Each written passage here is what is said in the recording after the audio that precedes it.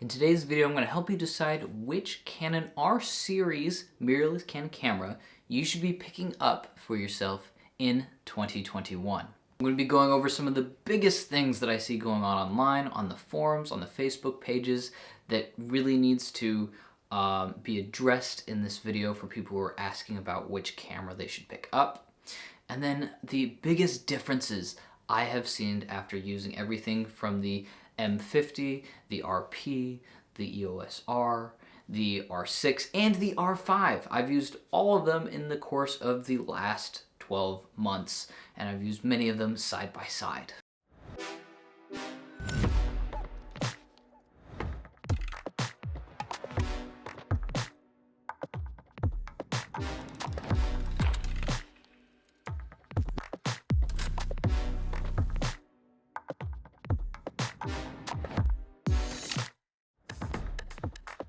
Okay, so let's jump into the thing that really needs to get resolved. People that go onto a RP only page or an EOS R page only or an R6 page and ask, hey, how good is this camera? People that ask that question need to realize that most of the people on those pages have only owned that one specific camera on the R series lineup. And that camera is going to be the most glorious camera they have ever owned in their life. Meaning, if you're listening to everybody that from those pages to make your purchasing decision, you have a very skewed view of exactly what you should be picking up. And the same thing goes for many reviews out there. So when the R was the only camera and the R6 and the R5 weren't out, reviews of the R were much more inflated than what they're going to be now in 2021. And so the biggest thing that you need to just take into there is that you have to understand the perspective that people are coming from.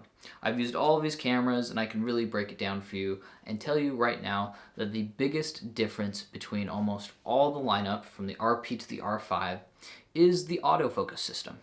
The autofocus system is what really makes a big difference.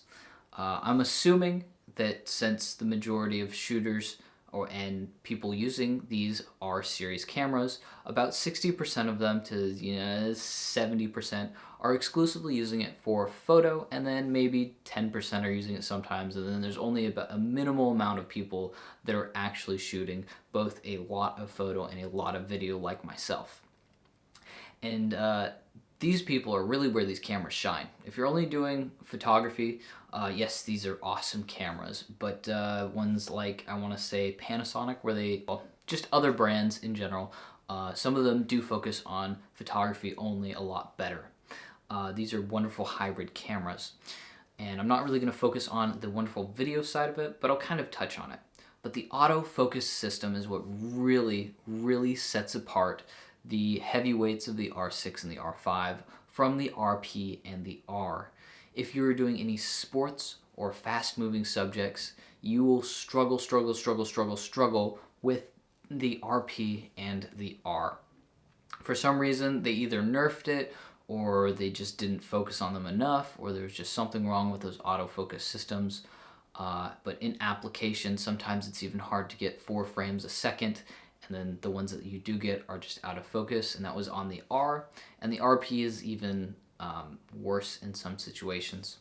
Bump up to the R6 and the R5, you get the animal eye focus and some really tack sharp eye focus. I think that about once a week I will see on the forums for the R6 is somebody being like, wow, I just went and did a huge shoot and I got almost 95% of my photos were tack sharp, and I can attest to this. Using the R6 for weddings, doing on rapid fire, the only ones that I missed were complete and utter human error. The autofocus systems are pretty much flawless no matter what on the R5 and the R6. That's the biggest and heaviest thing. Then of course there's the battery life, but the RP is really designed to be an entry level, very, very easy to use for somebody else. It's like not a professional, and it might be a good backup camera, but the R is really the backup camera to the R6 and the R5 for people that want to go and shoot weddings and have 2 bodies. Now, many of the people who are thinking about picking up the R6 or the R5 would actually be better suited with the EOS R. And this is simply because they don't need the extra features such as having amazing low light, which the R6 does have, and the ultimate autofocus. So if you're doing studio work, landscape photography, anything that's decently casual, the R is going to be amazing. The RP, I have had struggles with it in some very regular situations, which makes it a very, very, very casual camera to have in comparison. You can still do professional, wonderful work with it. It's just you will struggle much, much more to do it. When I use the R6 versus using the RP or the R, I was able to do work at almost twice the speed while I was dealing with the camera, which means a lot to me because I make so much content. For example, I'm doing about a video a day here, and to speed up the process by any amount is just amazing, and it really frees up the rest of my day to do other things such as work on websites and other things like that. So if you were doing professionally, it's really easy to justify getting the R6 or the R5. The R6, even though it has one of the smallest sensors, it does have the most dynamic range, and you can still crop the R6 in an incredible amount. The R and the R5 have huge sensors on them, and yes, you can definitely crop a lot there too. The R5 has a ridiculous amount of crop, so it's perfect for anybody who wants to do, bird photography and then have to, being able to crop it even further. People that are worried about doing landscape photography, the R is a wonderful landscape photography camera for that. And I think the color science out of the R is by far the best that I've used out of all of these. The R6 is the one real exception, and it's a little bit different. So the R, I think out of camera, I did the least amount of editing ever. Like I would just throw it into Lightroom, press auto, perfect image every time, or whatever preset I enjoyed doing at the time. Perfect every time. It's just amazing.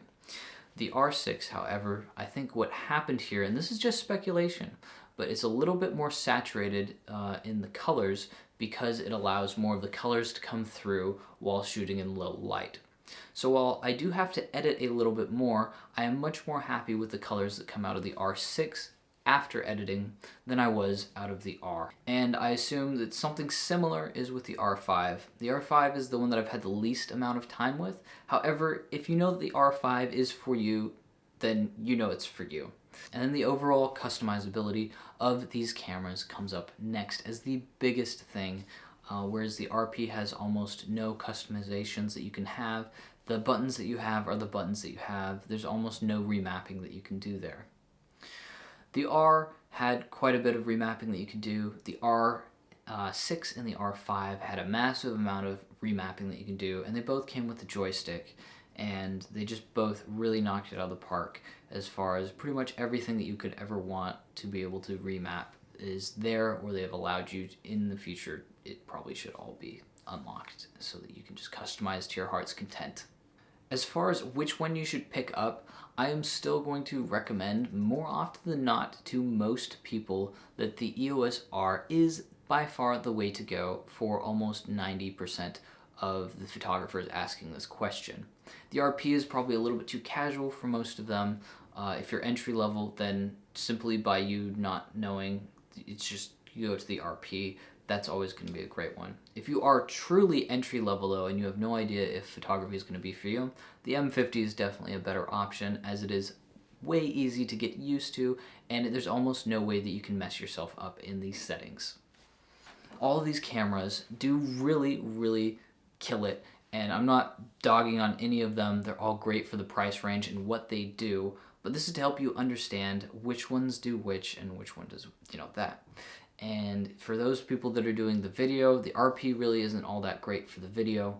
I do believe that the EOS R, like I said last year, is going to be the camera that most people are going to start going into to have more beautiful, stylized YouTube channels and types of content like that, because you get the C-Log and the wonderful ability to have those awesome images that you can edit thoroughly. You just have to be a little bit more careful than the C-Log for the R6.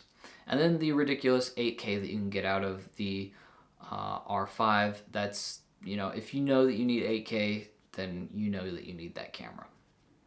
As well, every one of these cameras has access to the RF glass, and the RF glass just kills it. It just absolutely kills it.